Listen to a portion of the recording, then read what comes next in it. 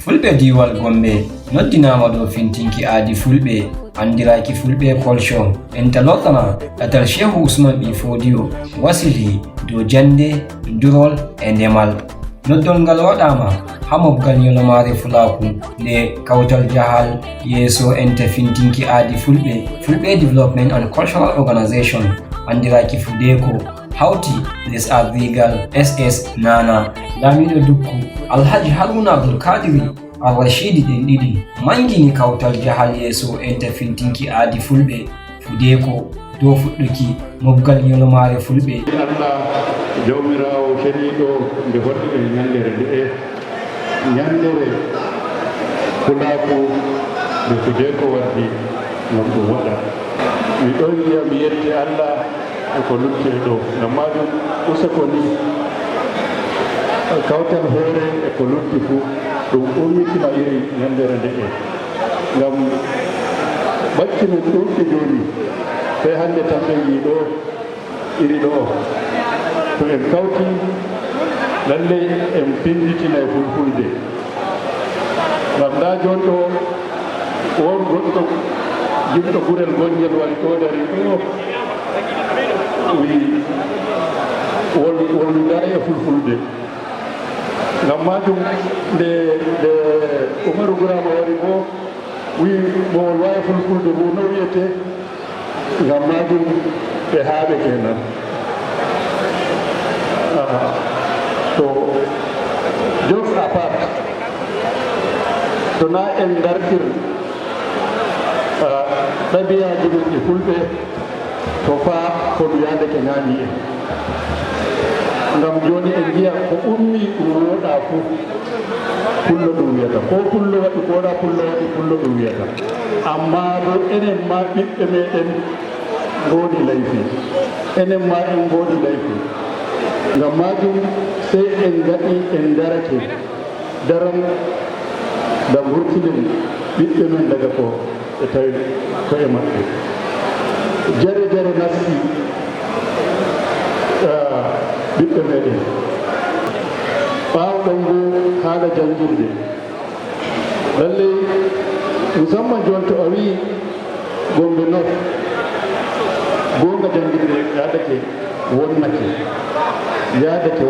to sey en darake en dartake en gartiri martaba jande diina e jande zaman to nanon ganɗen en wurtatako ko tawɗo koye men nder majum lalley en getti Allah nde Allah waɗi ɗum waddani en iri ñandere nde ñandere fulaku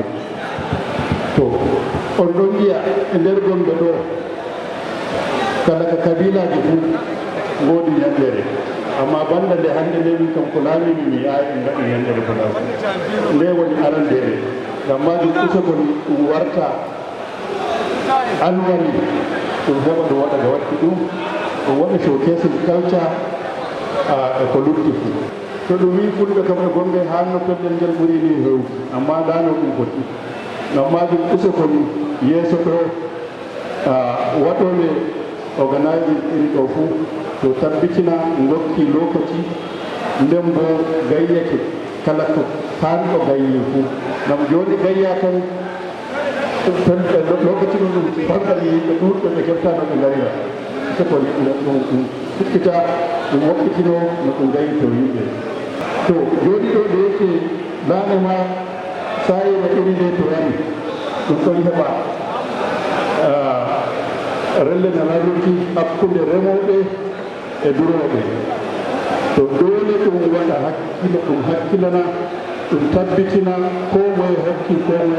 muɗum durowo won hakki demowo won hakki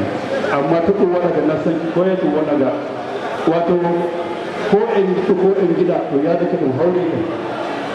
woodi ko ɗum wiyata mutual suspicion durowo yiya bano demowo yiɗa ɗum e duniyaru ɗum yiɗano no durira demowo yiya bano durowo yiɗa ɗum hañumma heɓa ko heɓata e duniyaru ndu ngam majum sey en jodake en mbokkitini hakkudeji meɗen ngam joɗoɗen jaam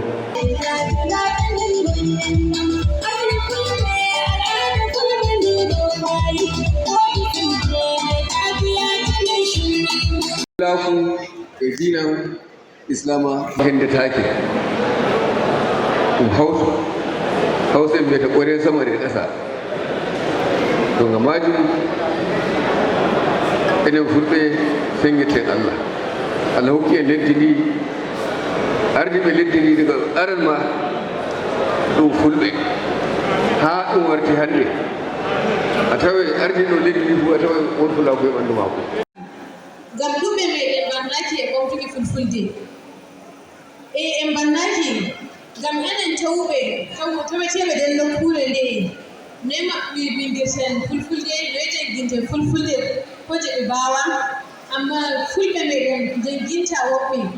sey goɗɗo sey holluma e dow ɗoɗon senta fulfulde hanni miɗa ekkito fulfulde sey neɗɗo aloe dukku sey nastede gelle Gombe sey wiya hanni woy wawa fulfulde ɗon ɗon yiya bana fulfulde ɗum kawyeku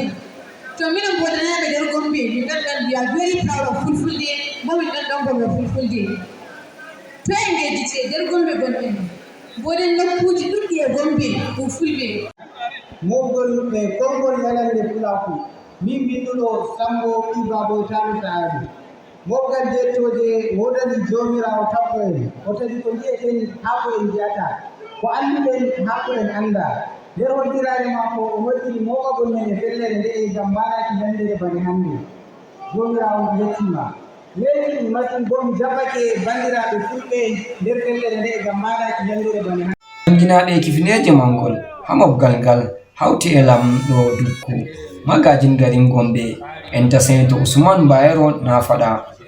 luttuɓe hawti enta sarkin fulanin Gombe ubandomon akko sarkin shanu Dr. Abubakar Muhammad Faruku Bello Kumo enta commissioner police Hayatu Usman wonduɓe hamartoru nden hawti e lamlamɓe modiɓɓe enta derke'en worɓe e rewɓe to yejjitaki taskaram mobgal ngal andinama yende 25 lewru Satumba duuɓi 2024 nder ɗarewol yofangal ɓawo jonde dawrun Fudeko waɗa ɗum ha Abuja ɗum wurtini 12 lewru Oktoba latta yolmare fulaku ɗum watte ha diwe 13 ha Nigeria.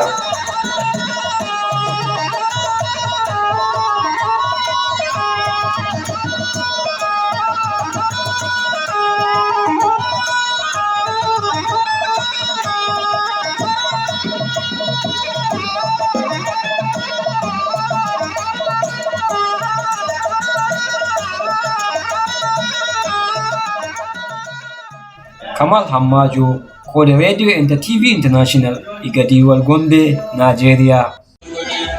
Fulɓe